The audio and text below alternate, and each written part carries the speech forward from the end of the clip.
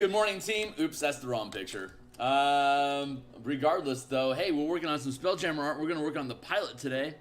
Give me a second here to pull up my intro screen for you guys to look at the book cover while I go through my steps here to get things up and running. I want to check my signal, then I'm going to go through my intro spiel, and then we'll get to work. So hold on real quick. Let's see what we got going on here. Mike, am I doing this? Mic check, Mike, am I doing this? Mic check, Mike, Okay, it sounds like I'm doing it okay. Maybe a little quiet. Hold on, let me check my volume some more here, real quick. Mic check, mic check. Hold on, let me check my volume some more here. No, that's actually really solid. All right, cool. Thanks a lot. Hey, so let's see. Click, click, click, click, going through my intro spiel here, and then we'll get to work. So, hey, my name's Theurgy.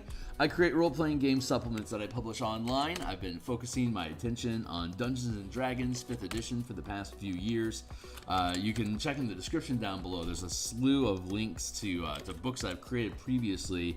They have extensive free previews for you guys to click into the preview to take a look at what it is. There's probably about 150 different illustrations among the books that are listed there. Plus, you know, if you're a D&D enthusiast, then there's a lot of cool mechanics there for you guys to mess around with. And if you like, you consider picking some of them up to support the channel. Otherwise, I just posted that I'm live on Twitter, so if you want to support the channel in that way, you can follow me at Theurgy, as well as on Patreon at Theurgy. And but the best thing we can all do to help, and it would be greatly appreciated, is liking, subscribing, hitting the bell icon to help boost the signal in YouTube. That long form production like this and live streams are valuable, and that they're worth their time. So I made this book cover around episode 15. We're now at episode 184, and we picked up some more subscribers. So we're at 187 subscribers. Thanks a lot, guys. We really appreciate that. We're, of course, trying to get ourselves to 1,000 and hoping to be there at some point next year. So like, subscribe, hit the bell icon. It helps us achieve our goals. So that was the book cover. Here's some of the interior art that we're currently working on for the equipment and ships. We were working on this last week, and we're going to continue that endeavor now. So let's just get into this, and we got some highlights here with some neck scruff. I'm pretty happy with how this guy's turning out in general. So I'm gonna give him some mutton chops here. To me, nothing says orc like mutton chops.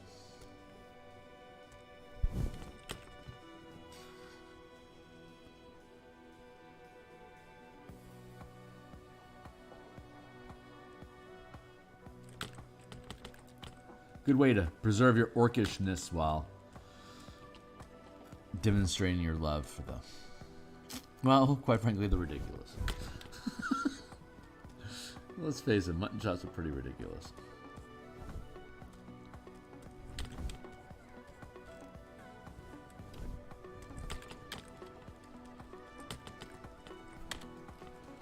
Let's do some of that. Scruff, scruff, scruff. We were talking about this last week. If you're new to the channel, welcome to the mix. We've been designing a supplement to the space pirate fantasy produced by for Dungeons and Dragons. 5th edition here is by Wizards of the Coast. While it was originally created by TSR back in, I think it was '92.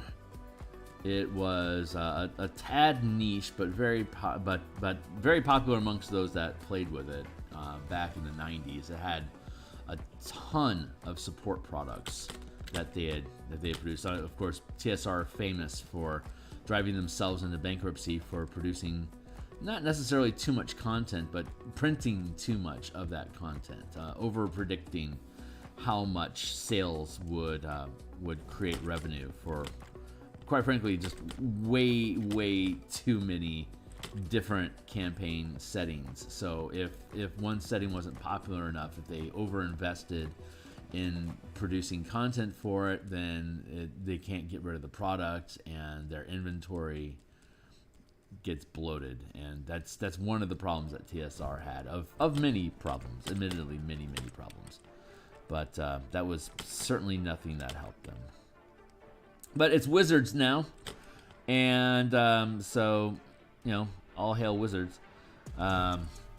They're the caretaker for the game now. So they are reproducing settings that were beloved in the past into the current 5e game.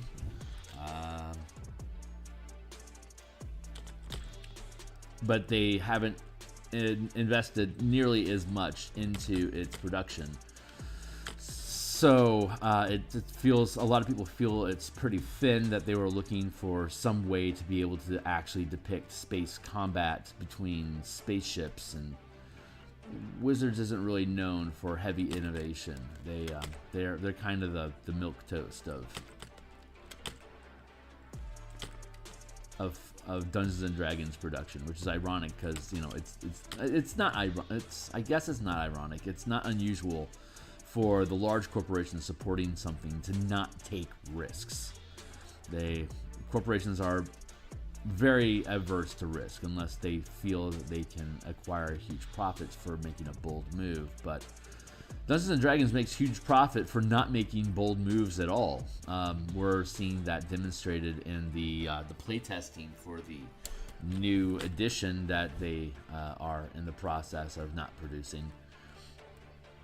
And we're seeing them wishy-washing back and forth between innovation and sticking with what already exists, regardless of it trying to be a new edition, leaning on as much of the old edition as they can, while offering something new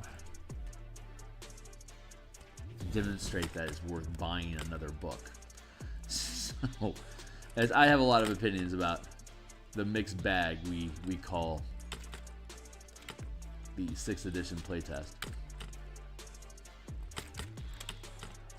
But we're going to deal with it here now. We don't know what the playtest is going to end up being. What we are doing, though, is so the Spelljammer book was a little thin, so we need to add physics. There needs to be physics, understanding of how things interact, and how things like adventuring, spellcasting, and combat in 5e, how it can actually be developed and used in space with ships at a larger scale. That does a lot of help for things like adding giants to your game. If you really want your giants to feel huge, make them 300 feet tall, and then deal with physics involved with things that are 300 feet tall.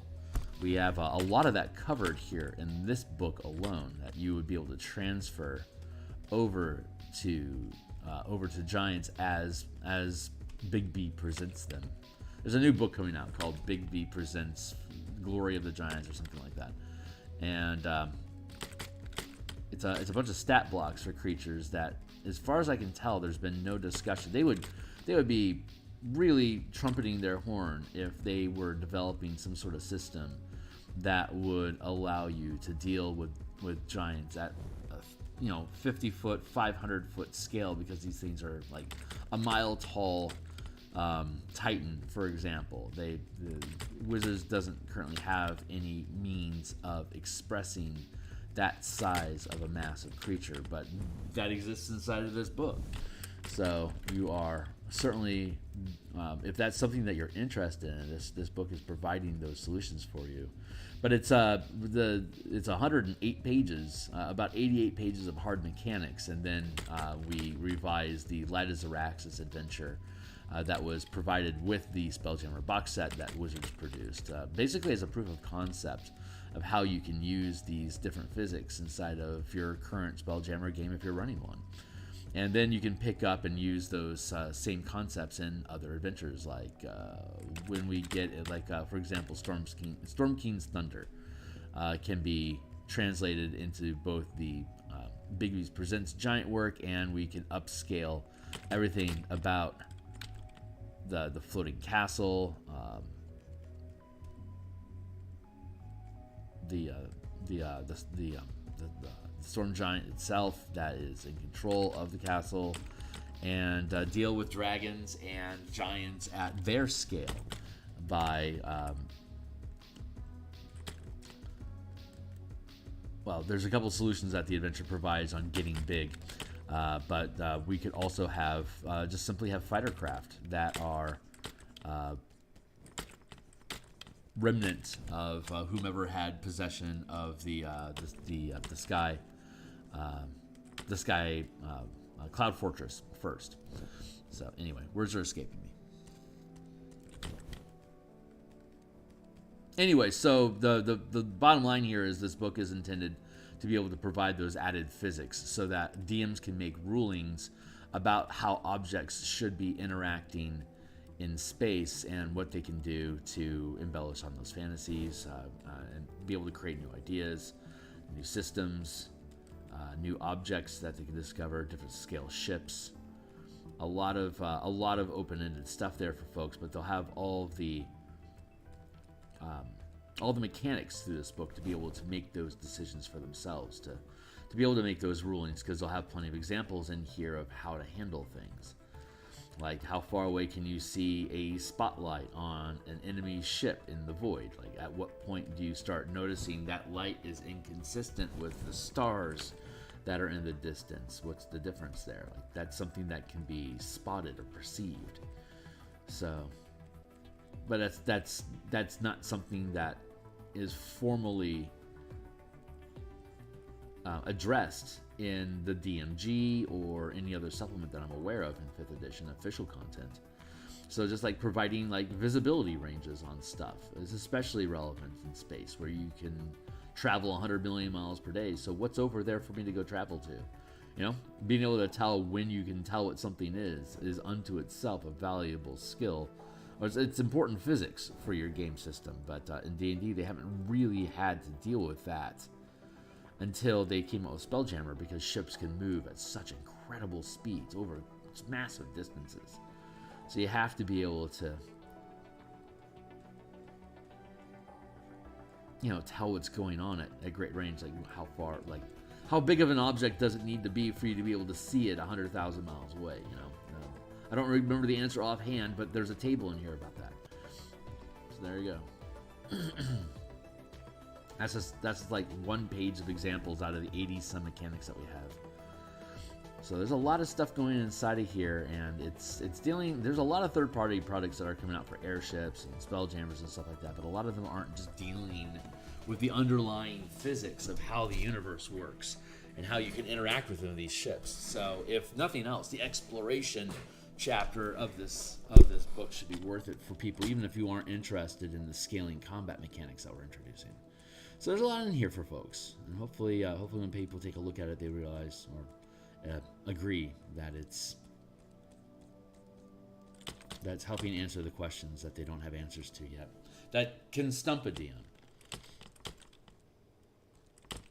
There's not a problem with creating a ruling on hand. DMs have to constantly create rulings on the fly to make the game work, almost regardless of what system it is, because the players are using imagination as their action generator, while the DM is attempting to translate those actions into game physics. So creating a ruling in the moment isn't nearly as big of a problem for a DM as consistently applying that ad hoc rule, because you may come up with an idea just to get through the moment, but now you have to constantly go back to that decision of, yes, if you use a fire cantrip, you can catch somebody's hair on fire and kill them that way, or I can summon a glass of water in somebody's throat and they're going to drown. So how often am I going to spam that cantrip to create a glass worth of water and try to kill as many villains as I can with that cantrip cheat? Now it's unethical for the DM to make use of that same trick against the players, because it's a cheesy way to kill somebody. It's unfair to the game. So in reality, it's unfair for the DM to say, let's go ahead and allow that to be a thing. Like that's an error that the DM makes, because now it's something that they decided they wanted the players to do, but they don't want to maintain symmetry, the physics. They don't want to maintain symmetry for the physics of what can you do with cantrips, because other creatures have access to cantrips, but they're not supposed to kill people by putting water in their throat. So it's the long tail repercussions of the results that we make that end up causing trouble for making up solutions without thinking them through. So we are attempting to provide as much solution that's been thought through as possible so that DMs can lean on these ideas to have consistent answers for physics questions.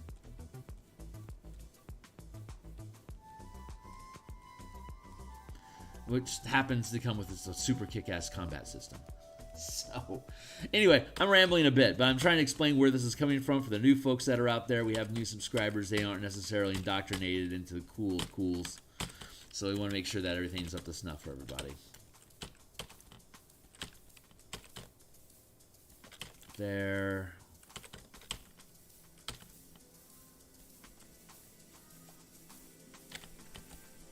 So far, so good. You know what? I'm just going to be bold like an American here.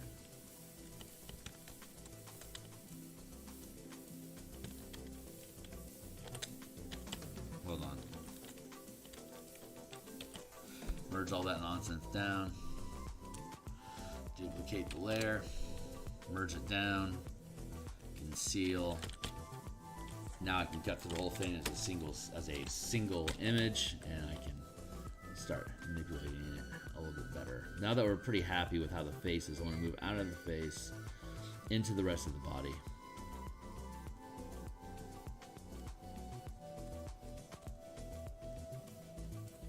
Mutton chops. I was supposed to move out of the body. Muse, baby, what are you doing? My muse apparently wants to continue. Oh, I guess you wanted to get a little quirk. Okay, babe, that's cool.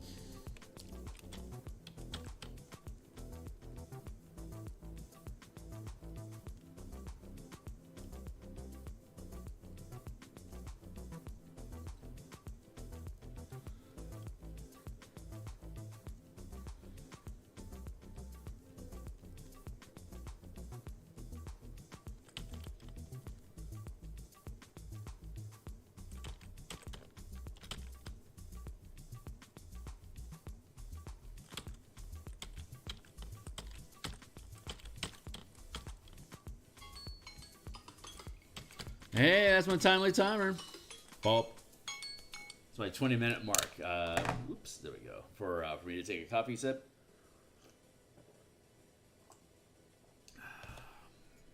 Oh, it tastes some water. Wow, that's bitter. That's some bitter coffee. Holy Hannah. We're at 6:40. So we got another 80 minutes this morning. Iffy whether I'll be done or not. I thought, cockily, I thought I'd be able to get this done in 2 hours last week, but I proved myself wrong.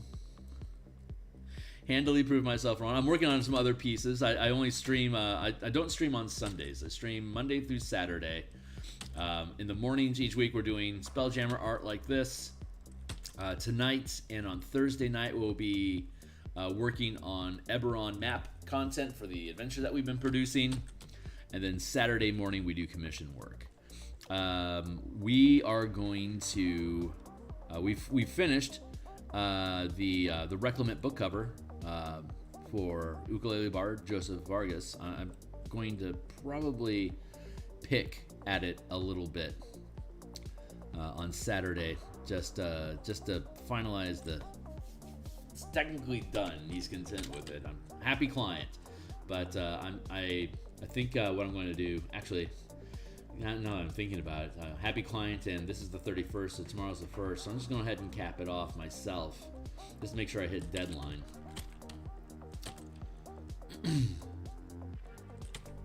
But,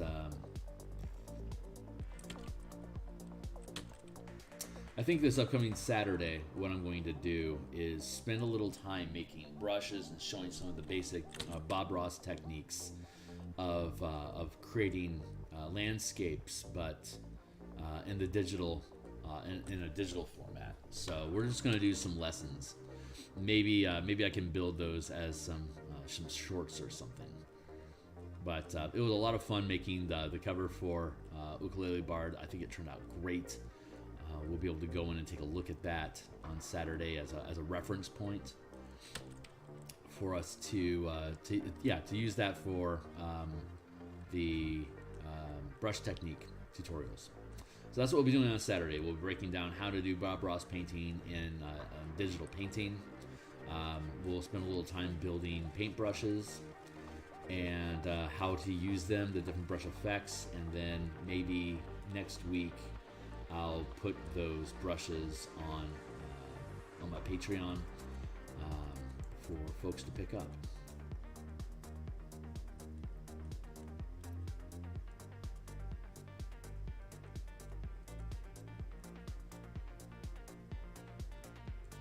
That sounds like a fun idea.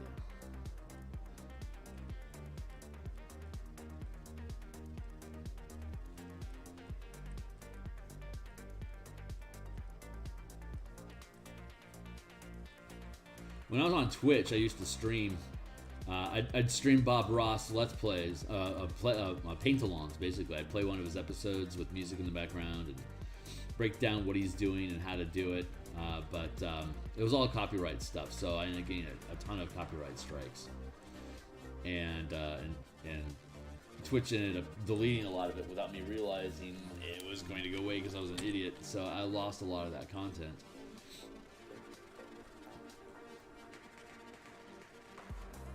So I'm going to start spending some time helping get those tools online for folks to take a look at. So like, subscribe, definitely tune in with me on Saturday this upcoming weekend for us to play with some Bob Ross content. So that'll be actually super fun.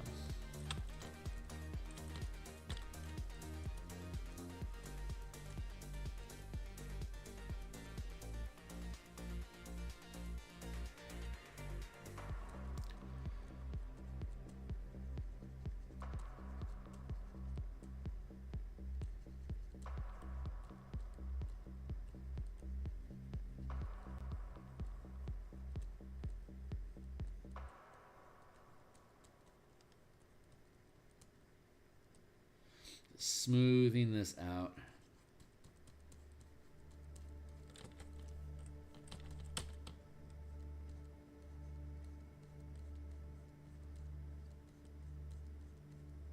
Some half plate medium armor.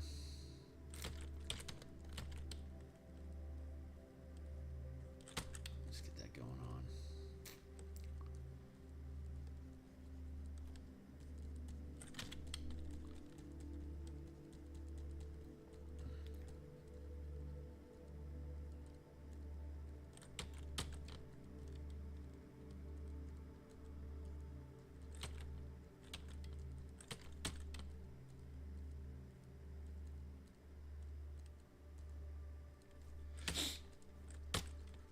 So we do, we're working on this one piece here on stream, but there's probably about 90 illustrations total inside of this book, including diagrams and like map stuff. So visual elements in general of some sort of interior art. There's probably, 90 some odd pictures. So we're working on this one here as a showcase piece, but we're also working on other pieces in the book that we aren't highlighting right now. We'll end up seeing all of them when the book is finished and we publish it. We'll spend some lunch streams. So we do this book in the morning, then we do Eberron on Monday and Thursday nights, and then on Tuesday we do Martial Powers, which is a 5e martial magic system that we've been developing based on stuff from 4th and 3rd edition, translated into 5th edition, and giving it some of our Phil Kearney flair. So it approaches the game in a different way. We do that on Tuesday, so tomorrow at lunchtime, you can check that stuff out if you're interested in 5e game mechanics. It's pretty freaking cool.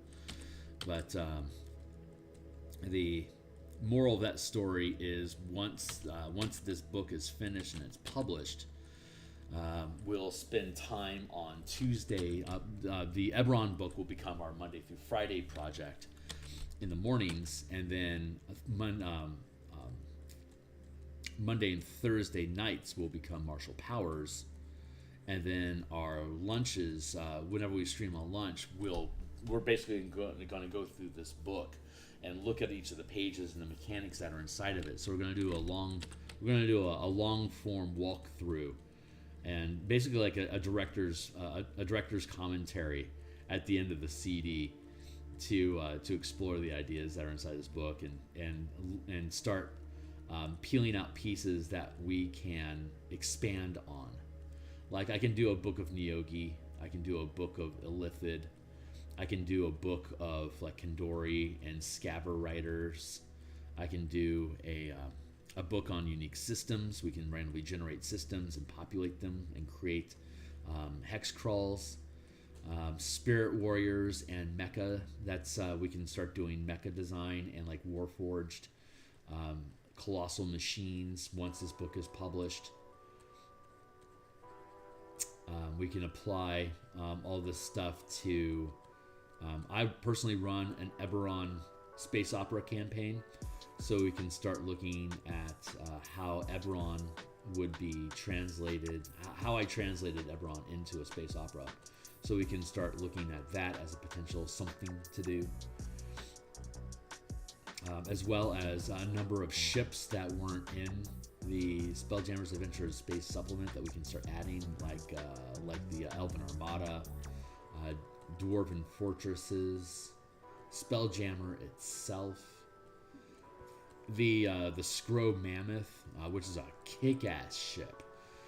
Love the Mammoth, love the Armada. Armadas are my favorite. They're super cool. Massive monarch butterflies that have little flitter ships that basically clip to it like a Battlestar carrier.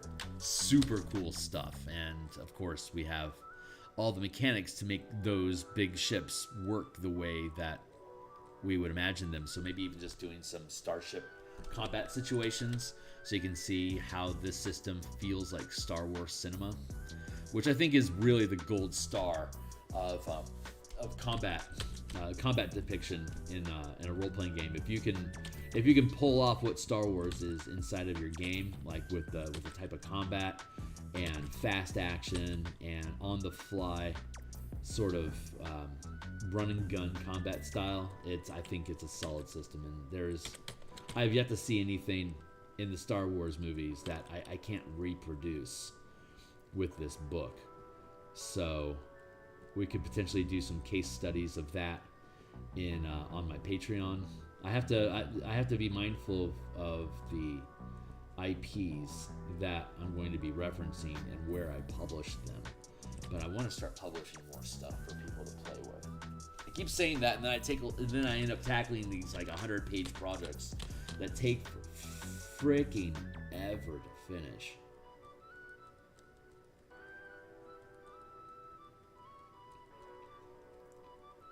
The whole reason I started making books in the first place is because I wanted to get, as an artist, I wanted to be paid well, and it was getting difficult for somebody that has a cost of living like Seattle, which is incredibly expensive, and the rates that people are willing to pay for freelance they don't coincide. So I have to basically build interest in my work in general for me to be able to get the rates that I want for my commissions. So I kind of just commission myself now. I create a book, I commission myself to create the artwork for it, and it's all just like this, a ton of custom art specific to the book, which isn't necessarily good stock art for other people. Like how often are you going to need a barbarian in a glowing chair with a space backdrop? Like, I can't imagine anyone ever wanting this as stock art, but it's perfect for the book that we're creating here. So I keep saying I want to get into stock art, but all the work that I do is so custom and specific to the books that I create, and that's kind of the allure. It's a real juxtaposition that the more custom and unique your art is, the more enticing and interesting it just intrinsically is for the product. It's a better production because it's custom made for the material that's being presented inside of the work, but at the same time it's so custom that it now is no longer relevant for stock art. So there's I am again contrasting my own goals of production versus art. So I don't know. I'm kind of rambling, but it's a fun quandary that's kept me from really thinking about being professional, because all the stuff that I do is so niche ideas with niche art. It's like my audience are people that ask the questions that I ask, because they're so deep into this hobby that they now explore the strange fringe spaces that I exist inside of, which is a real crux to a lot of third-party, what I call couture designers, that we aren't approaching this from a business perspective of like, what's the lowest hanging fruit that's the easiest for us to produce, that the most people are going to want to purchase. It's a very conveyor belt style of approaching, but it has legitimate market value. Rick Hersley is a freelance artist who's doing Kickstarters and independent games, and he he was like, if you make a book of like 500 types of rope for 5th edition, it'll sell 1 million copies and you'll make stupid amounts of money. But you're doing a book about ropes. Like, how uninspired, like you got to be some sort of crazy Eagle Scout to be into that. So Eagle Scouts. See what I did there? Man, all right, but you have to be, you really have to be into rope to make a book of 500 types of ropes. Like, that is some niche stuff. But it's magic items, you know? Like, 500 magic items. Doesn't matter if they're good or not. Go. And people will buy it because it's more magic items. It's power. They're being given power. So if you grant players power, you can sell a book. But all the stuff that I'm a forever DM. So, like, I'm always thinking from the DM perspective, what are more tools I can provide for you to provide a better game? And that is not, it's desperately needed, but it's not where the money is. So someday, God's willing, I'm going to start producing stuff that has a wider appeal and maybe player interest, that I can start popping off and getting into doing Kickstarters and stuff, so I can start doing this stuff full time. But I mean, I guess there's no real reason for me to be full time until I start producing stuff that people want. You know, that there's a high demand for. Like, all my stuff is there for when people, like I said, when you start exploring the fringe edges of creativity and campaign design in 5th edition. That's when you start looking for the stuff that I build, and then you buy my stuff. I need to start tapping into something that's a little bit more mainstream, so I can get better lift, so that I can start making the niche stuff my hobby, and the mainstream stuff the way that I get to justify my hobby. You know, I'm starting to figure it out. Maybe I'm starting to figure it out. We'll see. I guess this is Business Ramblings with Phil on Monday morning. If you're lurking out there and I haven't chased you away yet, welcome. And thank you at the same time.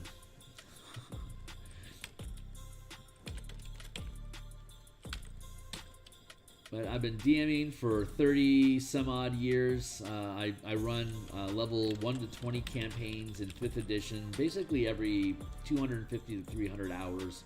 We go from level 1 to level 20, and then we finish the campaign, and then we start again with new characters, new campaign, new ideas, and typically a whole new world. So I'm constantly building the campaign world around what the player's session 0 goes like. What kind of a campaign do you want? What kind of characters do you want to play? What kind of challenges do you want to face?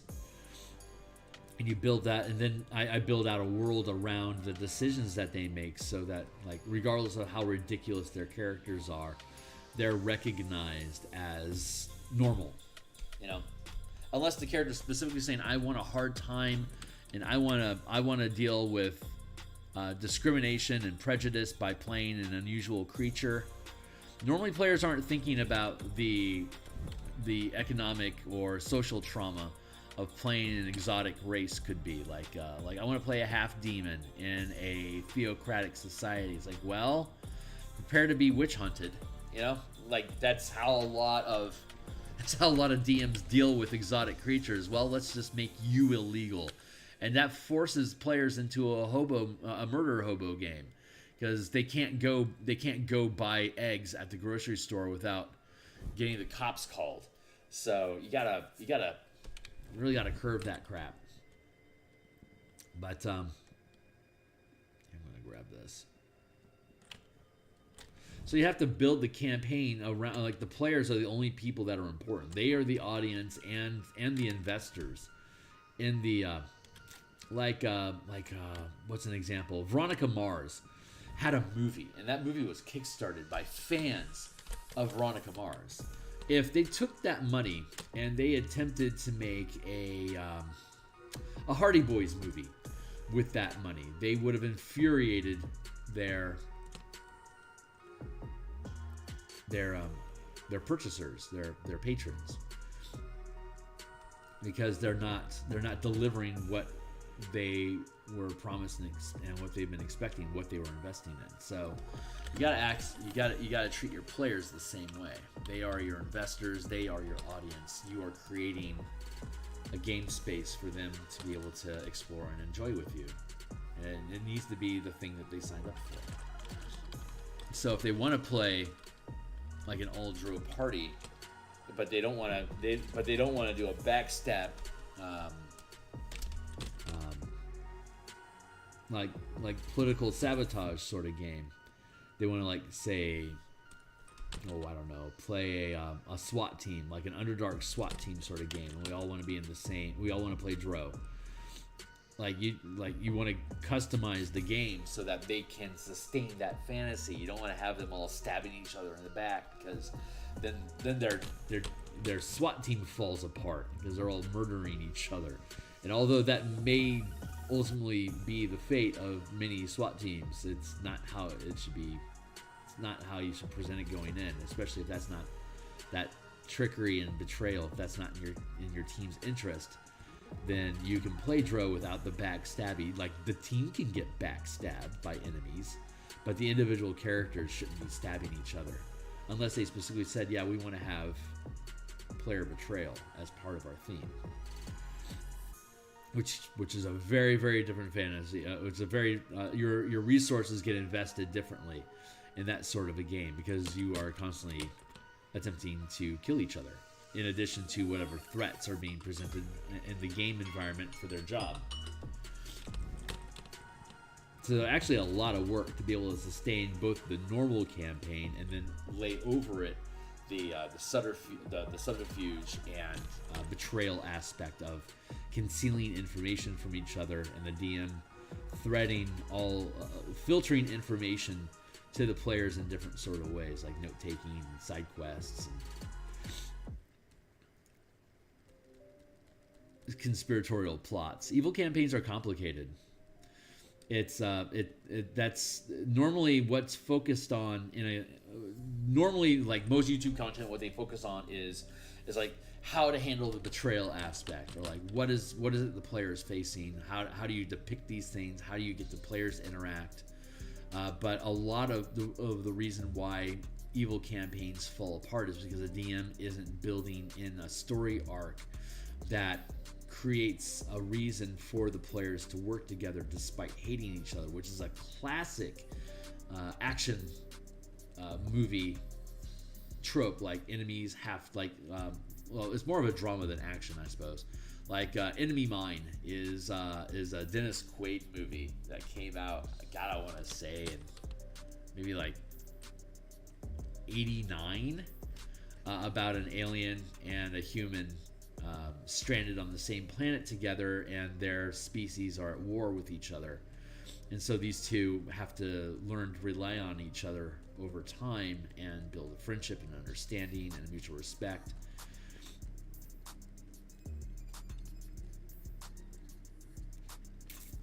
So that's a an overarching plot of why your characters, even though you're enemies, why you would want to work together for mutual survival. So the DM has to constantly introduce mutual survival threats that are big enough to keep the team from outright killing each other. It's when you get back safe to society and your guard goes down that you can start clawing at each other. But out in the wilderness, in the wilds, you need to keep each other alive, otherwise you're damaging the unit, and the unit won't come back alive to betray each other eventually. So there's those two modes that are at odds with each other, and if you lean too hard into the betrayal mode, you TPK your party. If you lean too hard in mutual reliance, then you can't really ever express the betrayal aspect of the subterfuge campaign. So those concepts are kind of at odds with each other, and it makes it a challenge. But that's what really needs to be addressed when you're working on an evil campaign. How do you make sure that you're building a sustainable world where everyone doesn't just kill each other by the third episode, unless you're specifically running a short win campaign where there's only 3 episodes and they're supposed to kill each other. Like, that's the goal of the campaign, is to see who can survive, and who's going to get one up over everyone else. But again, if you kill each other, then you have to introduce new players. Otherwise, you don't get to play anymore. That is another challenge of the evil campaign, or the cutthroat campaign. So even if you kill the player, even if you kill the character, the player's still going to be at the table, and they're going to have to bring in a new character. And are they also going to be, sabotage or...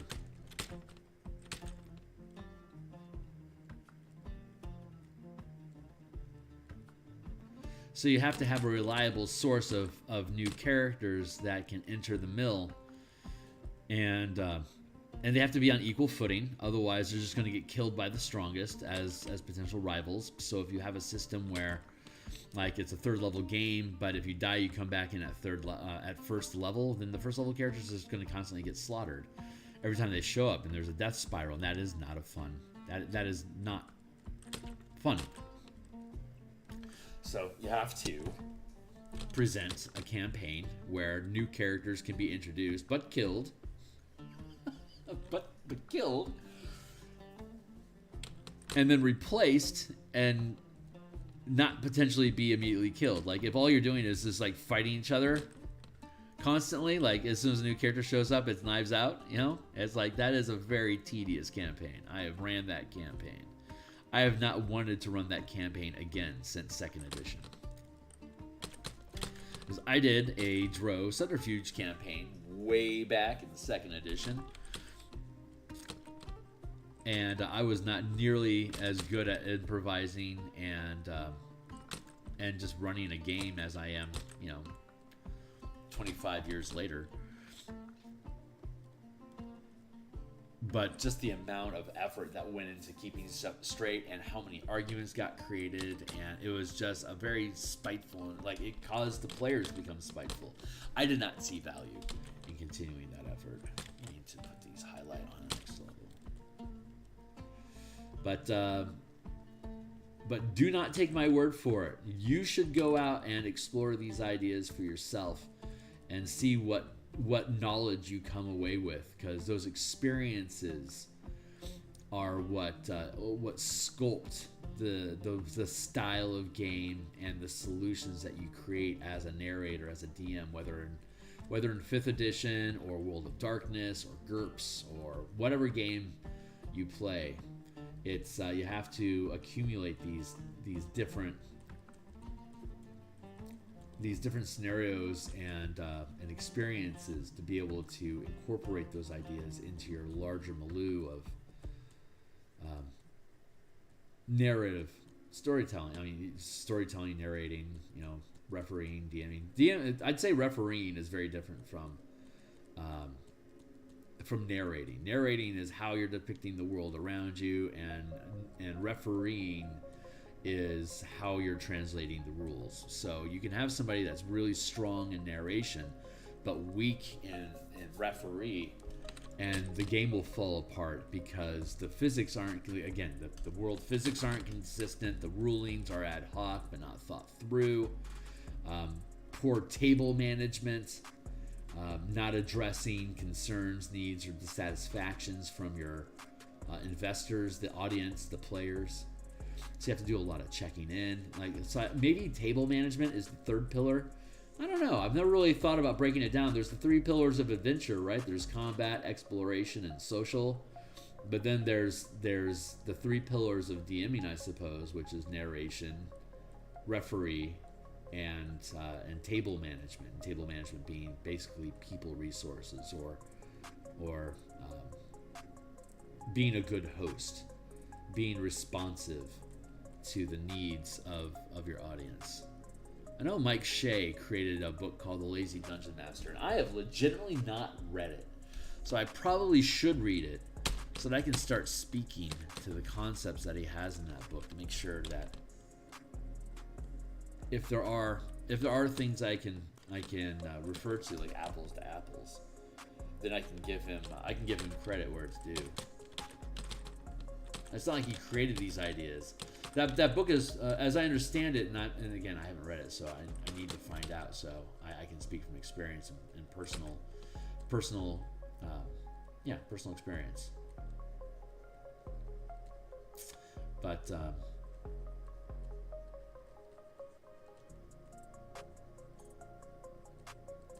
I understand the Lazy DM series of books provides a lot of information for DMs. I ought to really look in there to see how much he addresses these micro details that I end up talking about a lot.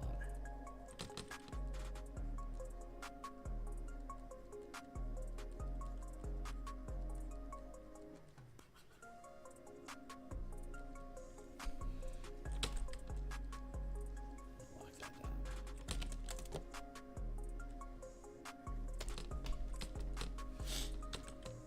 down.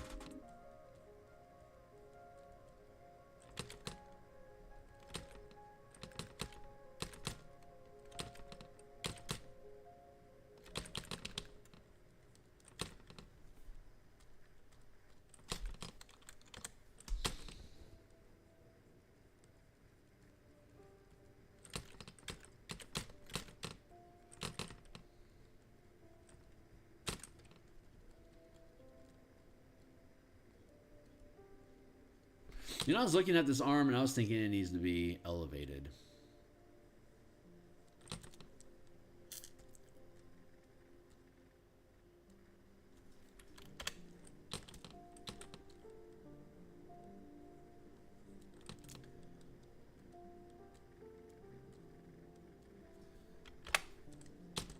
Kind of like that. Do not need a ball of light.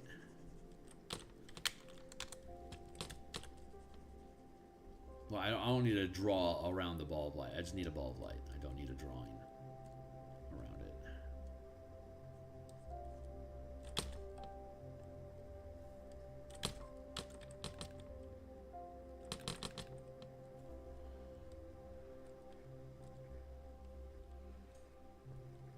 Orbs.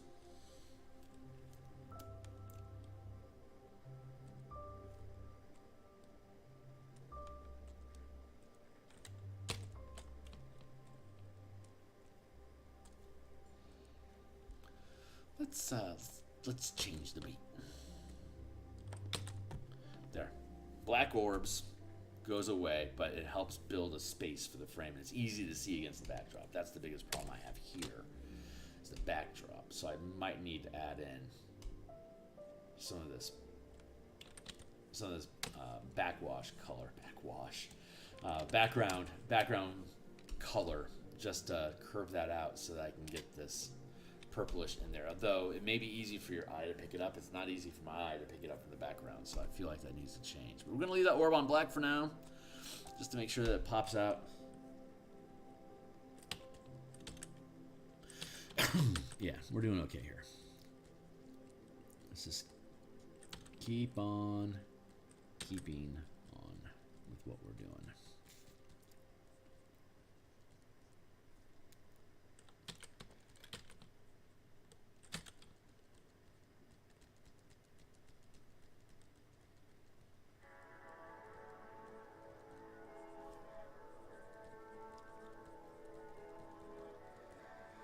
Those feathers are burdensome and very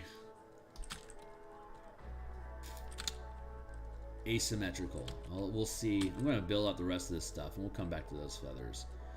I like how they drape down the arms like that, but and I think the eagle crest on the spelljamming chair goes a long way to help sell the concept here.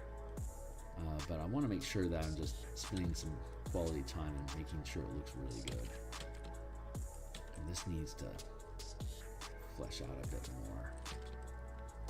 Like that. Build that out.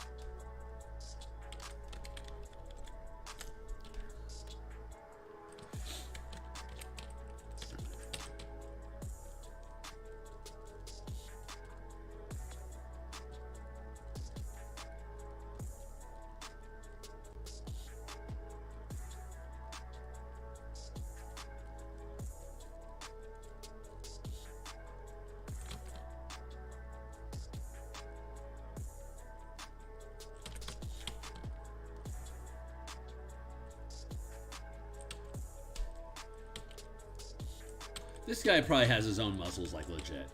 But we're gonna draw some in Batman style.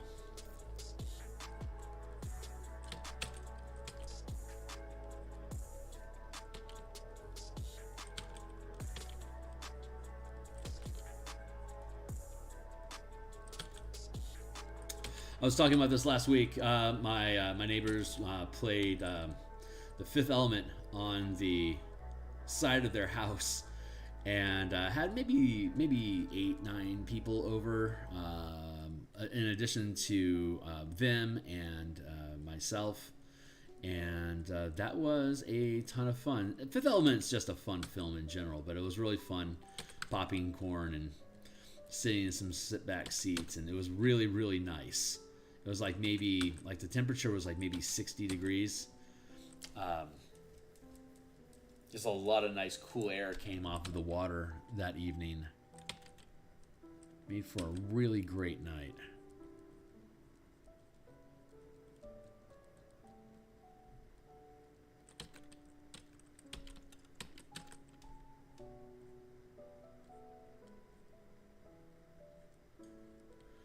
That's such a great sci-fi movie. Let's do that.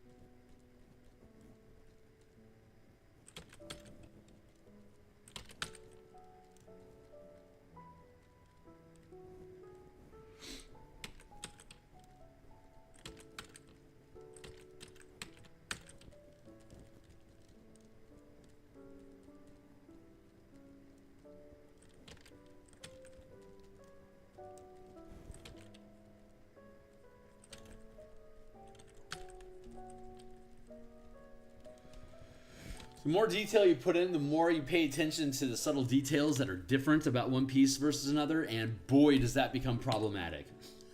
I will tell you that.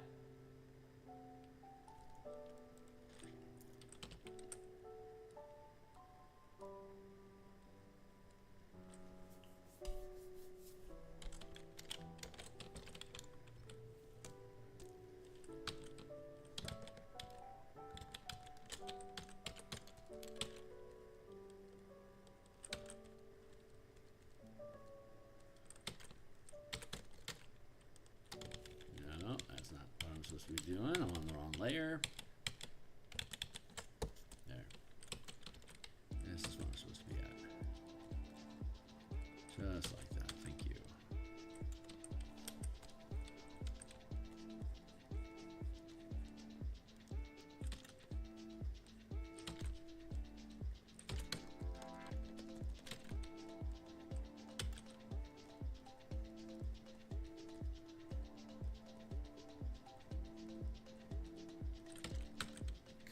Shape.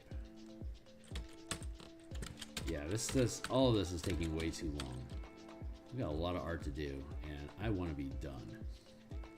I am tired of this book not being published, and that's a problem because there's still a lot of art to do, and I am feeling the pressure of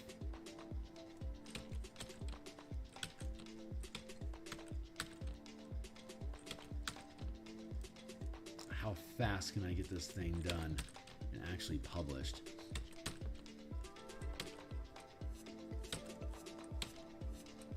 I'm tired of seeing questions online that I have answers for, but the thing isn't published yet, so I can't just say, hey, go check out page 47 of this book's preview, and there's your answer, and if you think it's cool, consider buying it. Like, that is the conversation where I want to be at right now, and I am absolutely not having those conversations right now.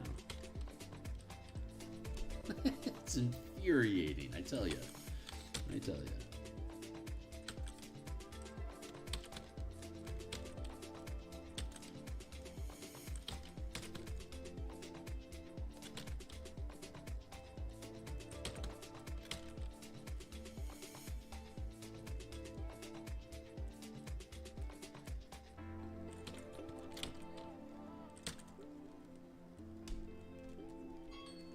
Thank you, Timer. So it's frustrating how long it takes to produce these things. But at the same time, like, again, the whole reason I'm doing it is so I can create art that I appreciate. So now I'm in an argument with myself about, how fast can I create the art? It's like, that wasn't the point. The point was that I wanted to create the art that I wanted, but I wanted to get paid to do it. So the slow blade will penetrate the shield, Kearney.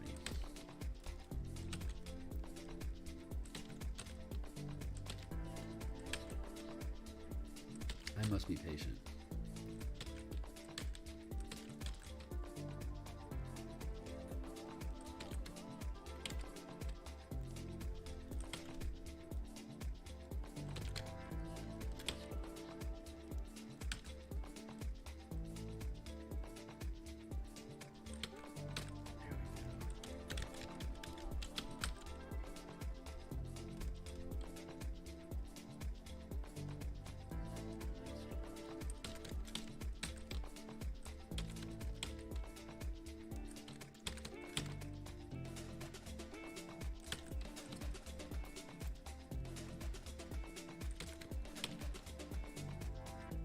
And again, the more I clean up, the more you convert it away from being a sketch into being a polished production, the more you have to pay attention to proportions, perspective, lighting. Like it moves out of being a sketch into an actual production piece, and then you have all the problems of production. Like, this is Zoppy. It looked cool as a sketch. It was a neat idea. That's kind of what AI does. It takes an idea and it just renders out the details to that idea until it looks polished. And sometimes that polish has weird fingers, but it's been polished, What happens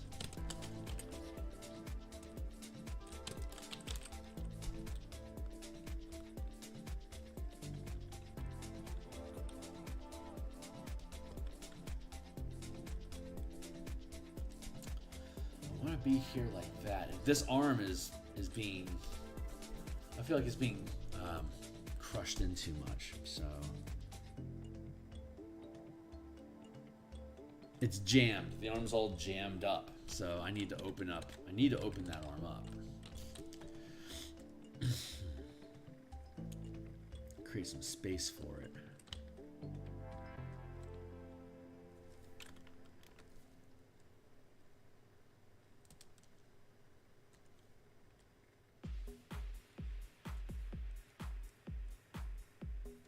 Like, yeah, I want to get these. I want to get these.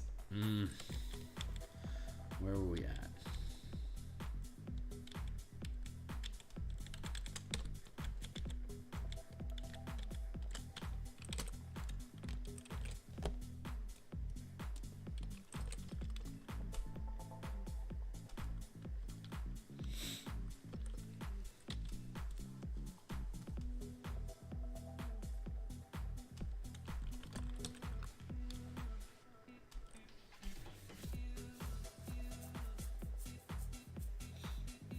Seems okay. Maybe I just need to get rid of the feathers for now. Just paint over the feathers, and then we can add the feathers back in when we're done painting. That might actually be the optimal solution. So that arm is off on its own. So I can get rid of that arm altogether right now. And you got the pauldron up here up front. But these, again, these feathers are jamming everything up. So what I think I need to do is retransform and reduce this down to the same size as that instead of trying to figure out that being the same size as this. So we can do that. That's going to let us, yeah, curve these down.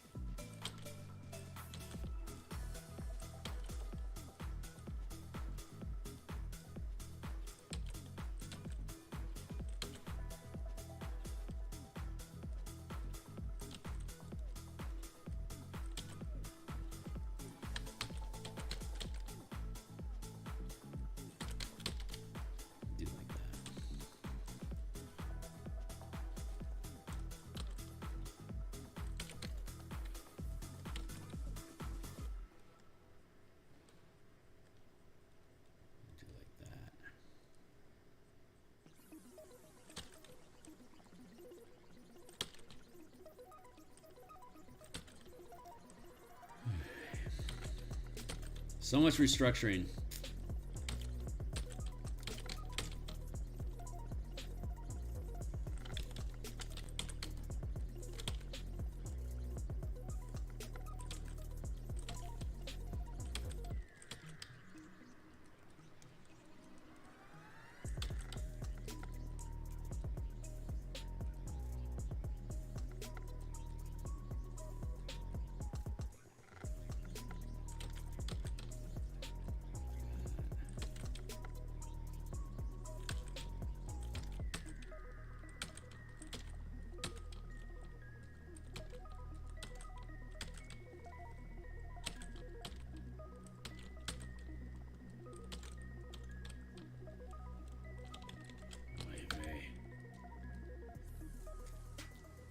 Not expect this to be such a struggle. Here it is.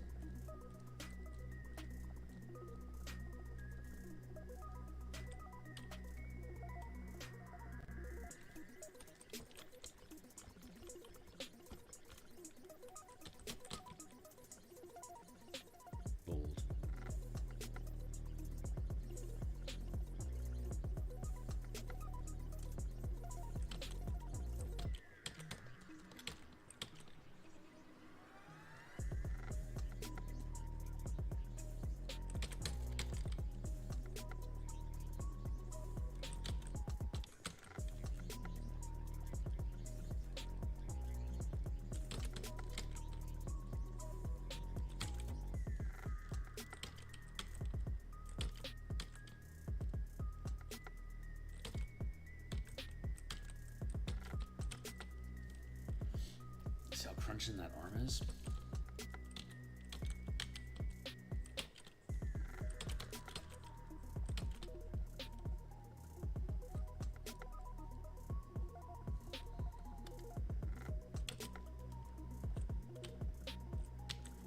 I don't need to protect that pauldron.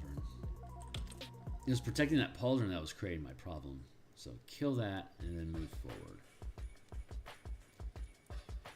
Hand on held is supposed to be there, but that is crunching. So we're going to bend that in like that. Now we're starting to look like we had originally wanted to.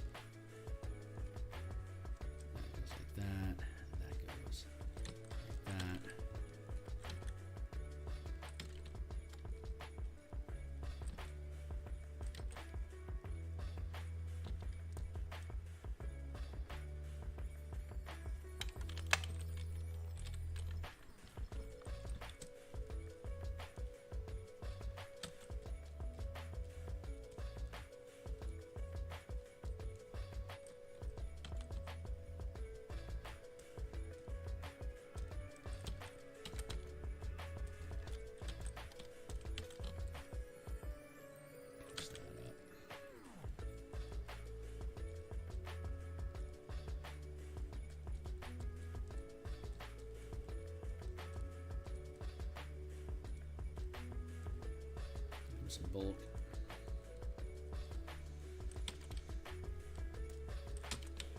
Get rid of that.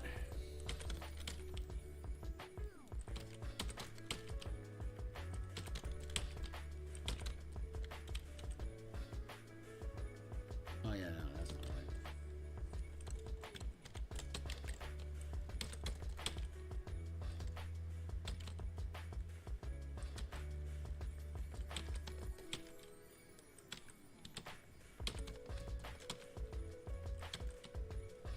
Nice. Now that the pauldron isn't there, I don't have to squish in the shoulder so much, so I can even this out. Nice. Already looking better.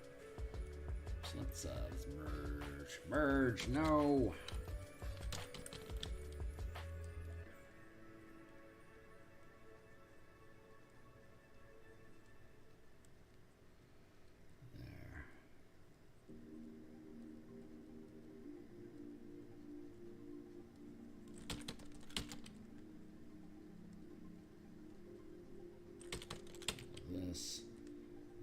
Musculature. This is how I should have done it in the first place. The armor was a great idea. It is a great idea, but that's not what we need right now.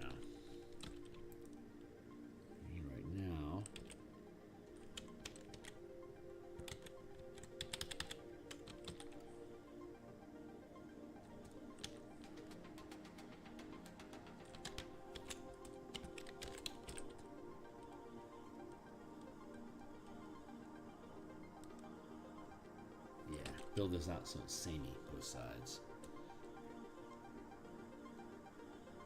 I'm pretty happy with this.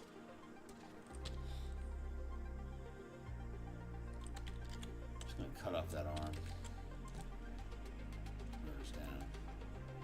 There's your arm. There's your arm. Let's build a torso.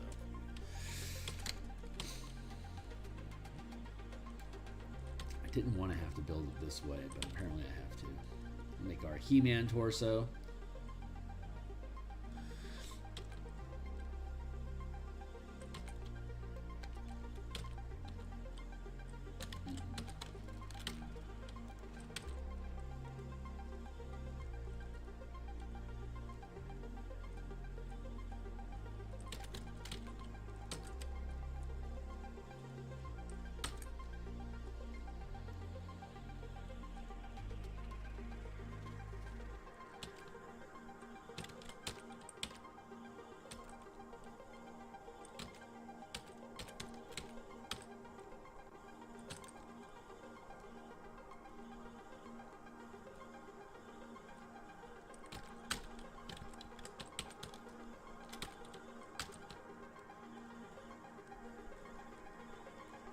This is actually feeling a little bound up too. So I'm going to open up that space a little bit. Create some room in here.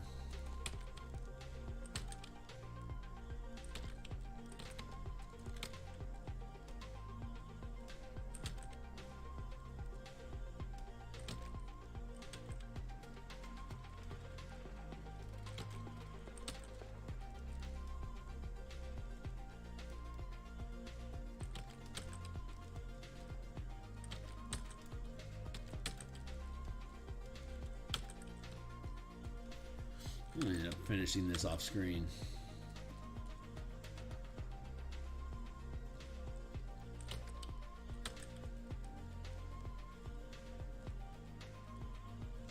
I'll probably be up till 2 o'clock this morning finishing this piece.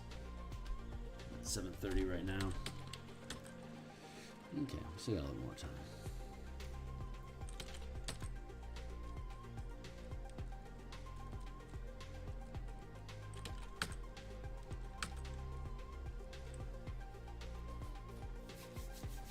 It's coming along. I at least believe in the piece.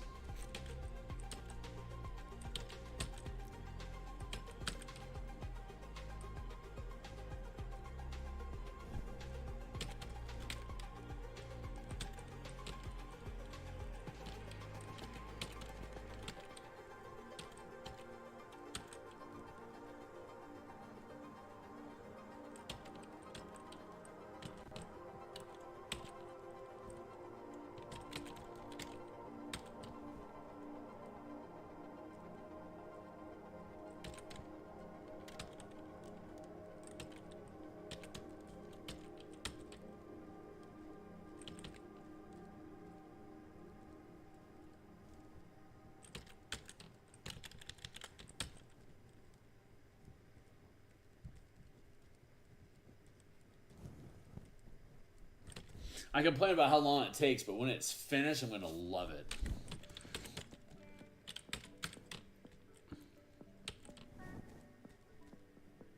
Absolutely will be satisfied with the end results.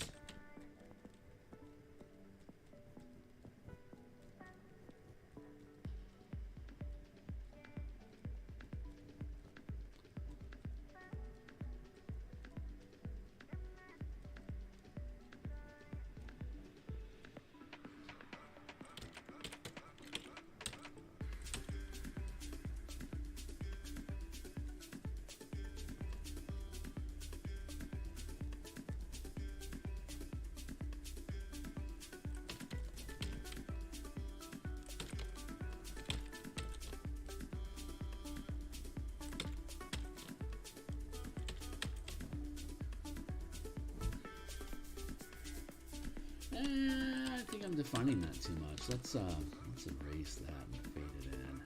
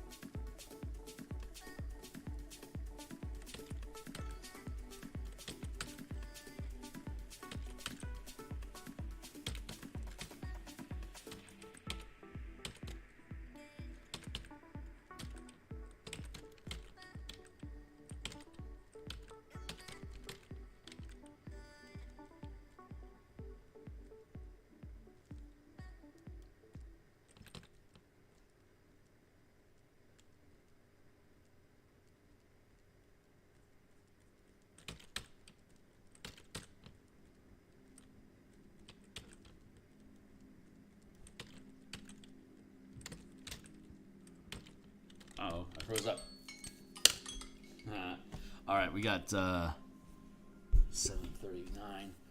This is locked up, so I have to close it and then reopen it. We still got 20 minutes, so we should at least be able to make some more progress here.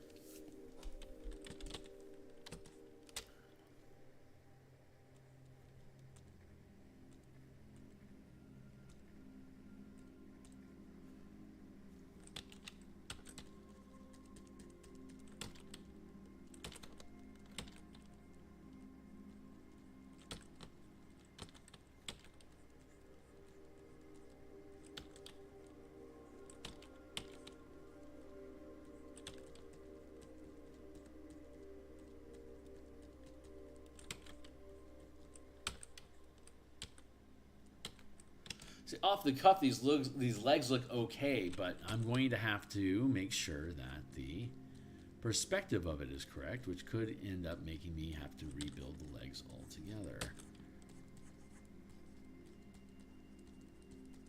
Which again, I'm hoping I will not have to do.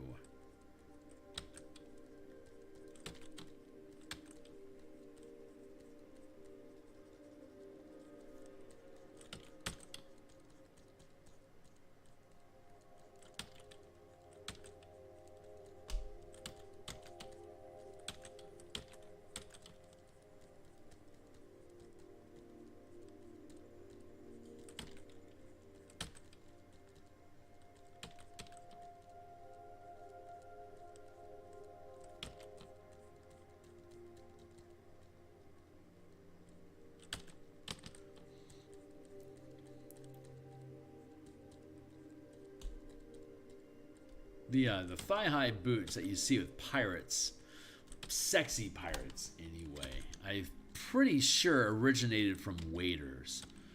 Like, you don't, like, if you're on an actual naval boat, like an aquatic vessel, then the chance of getting water in your boots is decent if you're doing shore leave and stuff like that. So I'm pretty sure those thigh-high boots came from, again, waders, keeping you from having water accidentally slosh into your boots when you're jumping off of a skiff.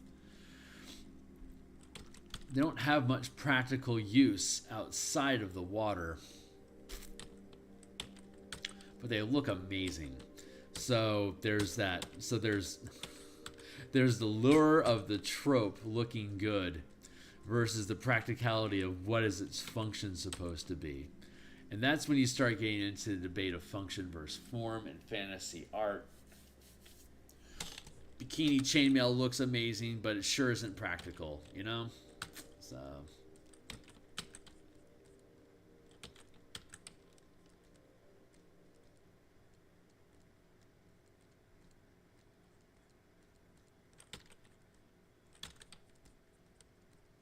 what do?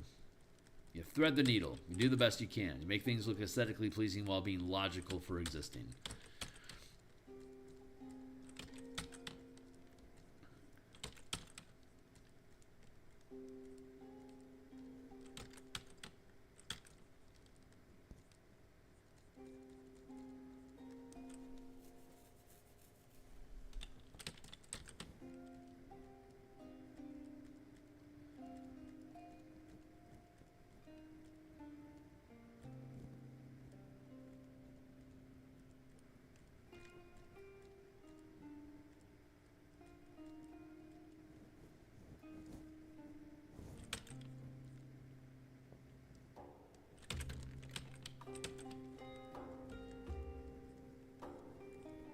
Messing around with that neck some more.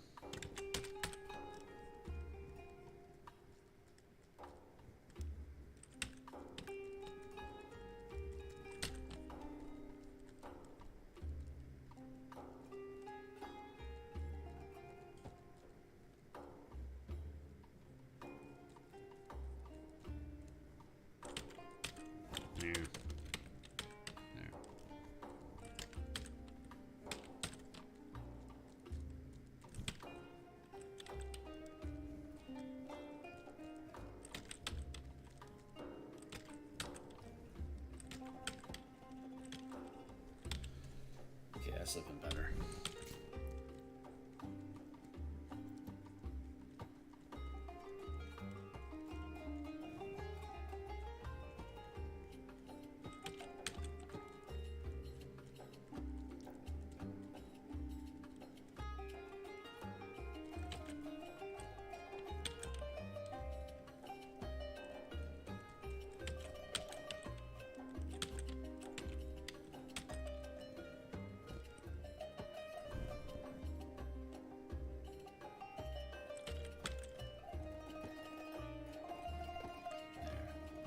Gotta get that symmetry going. So this first buckle loop thing is the edge of the chest piece. So I have to have it line up there. So the second loop becomes a mounting for the shoulder paltron, which is perfect.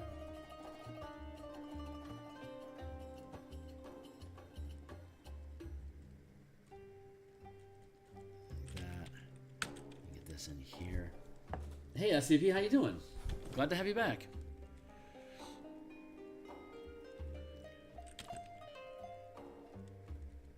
Got about 15 minutes left in the morning here. Monday through Friday, I do Spelljammer ship art. If you haven't seen this might be your first time here while I'm doing Spelljammer stuff. So here's the cover that we created, Spelljammer Combat and Exploration. I need to put an air bubble around that, and I want to fix these tentacles a little bit and put an air bubble around him as well. But that's the cover. That's where that's what'll be on the ribbon. And then here's one of the interior pages. What is this page? This is page 4. So you got the book cover, and then you got intro, credits, you got table of contents, and then you have equipment and ships as the first. So. Yeah, thanks. So pretty happy with it. It has a little work to do, but the cover looks pretty solid. You want to do the cover. You want to do as much of the cover first as possible, so that when you're at the end of the product, the cover needs to be really good looking. It has to be interesting, so that people want to click into it and find out more about what's behind it. Right? It's a piece of it's a billboard. It's an advertisement for your book. So you want to get the book. You want to have the cover done first, because the last thing that you want is to have a shit ton of artwork done and text. Like, this is a 108-page book. So I fill this with 90 illustrations, all the text, all the graphs, tables, and now I have to do the book cover. And the book cover is going to take 60 hours.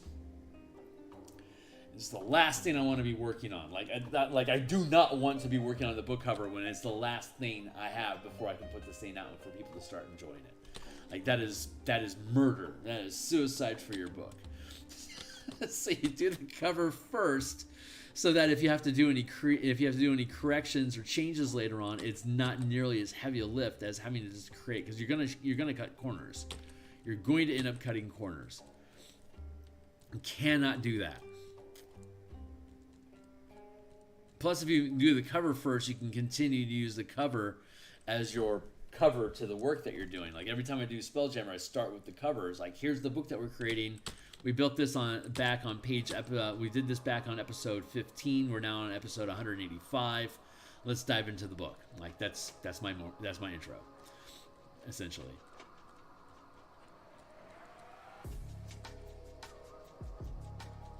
But like, while we're hold on, text. Yep. Yeah, insane.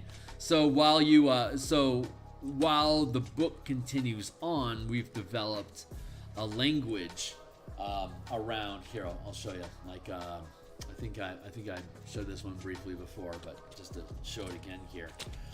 Here's what will be, once I get the coloring right, a red dragon basically catching this bombard ship on fire, right? So, but I have all these, like, they have all these unique bubbles around them. Everything in the book has these cool little bubbles around them. That's what it looks like with all the stuff in place. So this is the book that I'll probably have this done tonight off screen. But a dragon, when these two bubbles intercept, they start to merge their airspace. So that's why you have this neat little hole where these two spheres are touching. Like, I can keep doing things like that, but the sphere idea didn't develop until we were already doing the interior artwork of the book. And we wanted to see, we needed to define what an air bubble is, because all these ships have these air, they carry their own atmosphere with them. Anything that drifts outside of atmosphere carries an atmosphere with it. That's just the physics of Spelljammer in D&D. So we had to integrate that idea, and how would we make, like, most of the time you don't see air bubbles on artwork for Spelljammer ships, but it's a really it defines the space of the object that you're interacting with. Like this bombard ship here is like a 1, 2, 3, 50 feet. It's 150 feet long, but it's only like 30 feet wide. So we have this sail that we drop in to add volume to it, so that it creates this 3x3 space that's represented by this bubble here. I've got a lot of different pictures depicting bubbles on grids and stuff, but I didn't develop that language until we created the book. So now that that's part of the flavor and language of the book, and now I have to go back to the book cover and create a sphere around these ships, because ships have spheres around them. Just like this planet has a sphere around it too. It's the same thing. It has its own bubble of atmosphere that exists around it. It's just the planet fills most of the space that the planet occupies, and then the atmosphere is just a thin shell of it. With these ships, they have a lot more airspace, which is great because you have to travel far distances and take that air with you. So having a smaller ship allows for a lot of air. Anyway, that's the idea behind it. But so now I have to come back through and make an air bubble around this, which is going to change the composition of the piece. I haven't gotten there yet. I'll end up I may end up doing that on Saturday mornings, maybe. But this Saturday I'm going to play with happy trees and make paintbrushes and show people some of those brush techniques for doing all that landscape stuff that we had done on Reclement. So that's going to be. I'm going to have a tutorial Saturday that's going to be fun for us to do this weekend. But what were we talking about?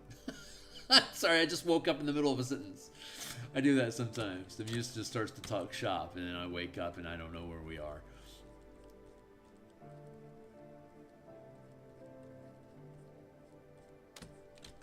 If I add in braids and hair and stuff like that, I don't have to worry about the neck-shoulder interface nearly as much, because it's going to be covered with dreads.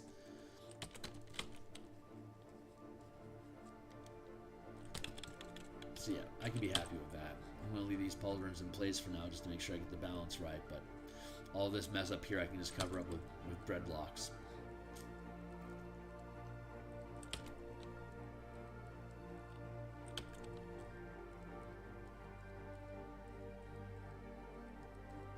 Text! Brain stuff.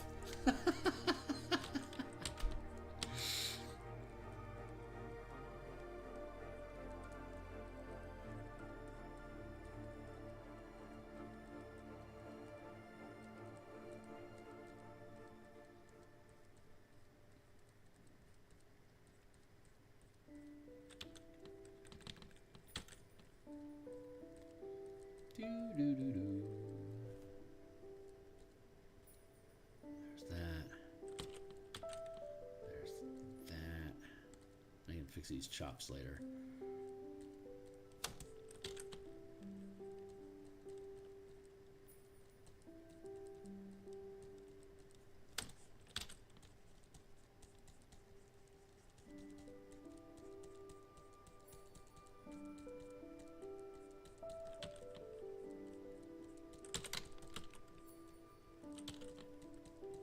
Got a tilt going on there that I don't need. Got to curve that in.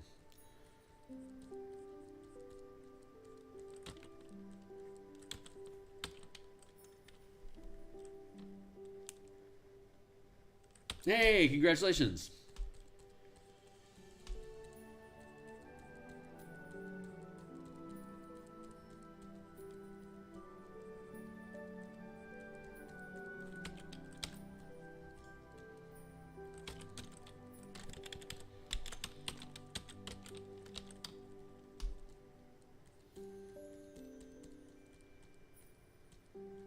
I have to have a little bit of a tilt to express the curve of the torso, but if I tilt it too sharp, then it just looks skewed.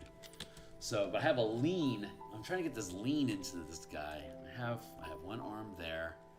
I have one arm here, so it's actually starting to sit proper, which I'm really happy about. I can afford to pull this away from the body a little bit better.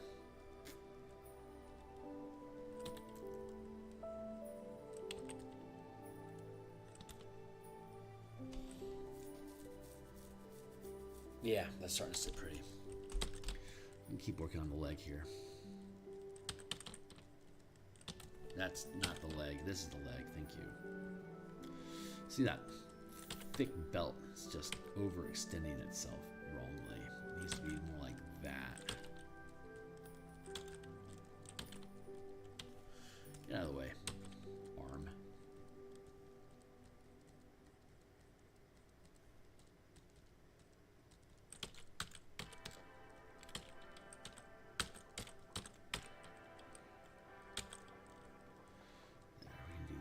Get that curve working for us.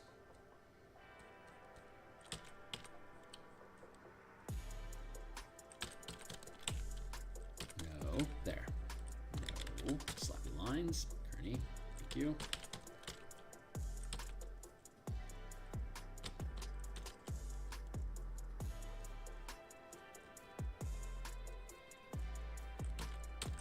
So we'll be back tonight in about 11 hours. We'll be back doing some Eberron cartography for the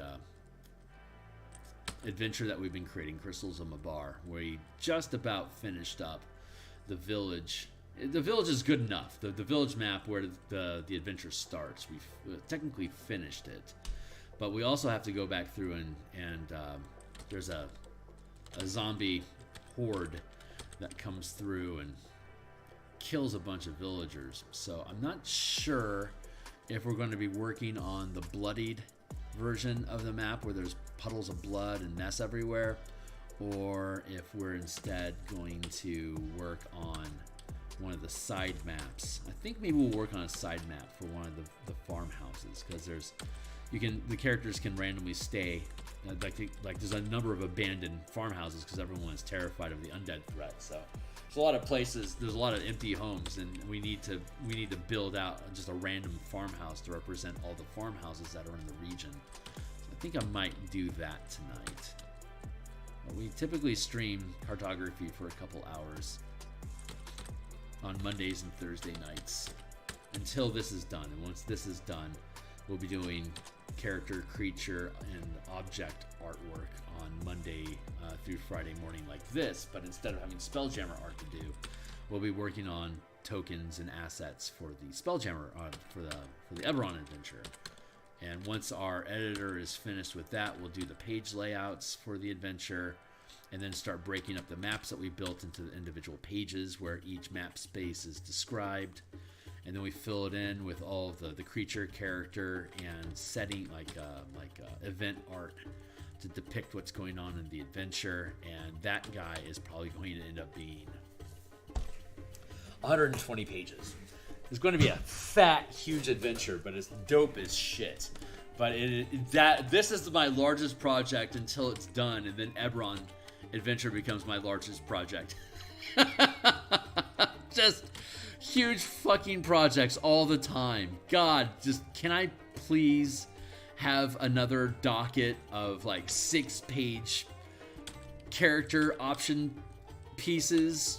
Like once the Eberron book is done, I'll have the martial power system that I'll be building out, and that is going to end up being 60 pages. So by the time I get to that one, that's going to be like 60 pages. Is going to be like, yeah, no problem. Like, what an easy peasy project. But like this will probably, I want to say this is going to be done like mid-September. I originally wanted it to be done on August 13th. But that is not going to happen. So now we're pushing back into September, and God's willing, I won't have to push back into October to have this thing done. Because the Eberron adventure is going to take 3 months to finish too. So it's just, all my shit just is ridiculously long-winded. These streams keep my morale up, because if I didn't have somebody to rant to about this stuff all the time, I would just... It's such a heavy lift. It gets intimidating. Oh man, my morning is done. It is time for me to go to work. That's cool. Self-torture. I mean, but that's art, isn't it? It's the expression of self-sacrifice for a greater good, and the greater good is kick-ass art. So, that's anyway. That sums her up. All right, so we're gonna go ahead and let this go for the day. We did make progress. I am proud of the progress that we made. This guy's looking pretty dope.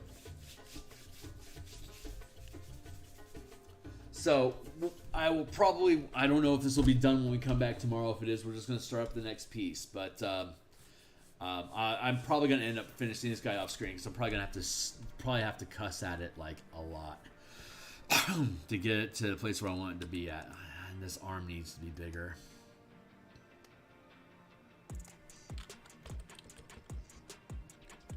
Like that. So I'm gonna have to shift. I'm gonna have to shift the perspective on that. Yeah. Like the sketch, like you can see it in the sketch, it just needs refining until it looks good. I like my chops better than his. But yep, that's it. There it is. Beautiful paint. Right on, guy. I'll be back in 11 hours for some Eberron cartography. If you're new and you're lurking on the channel, like, subscribe, hit the bell icon. You can follow me on Twitter at Phil Kearney to get notifications when I get live, either on YouTube or through Twitter. Check out the work that I have published down below, especially if you're a D&D enthusiast. There's lots of cool stuff there for you guys to check out. And I will be back in 11, so see you then. Cheers.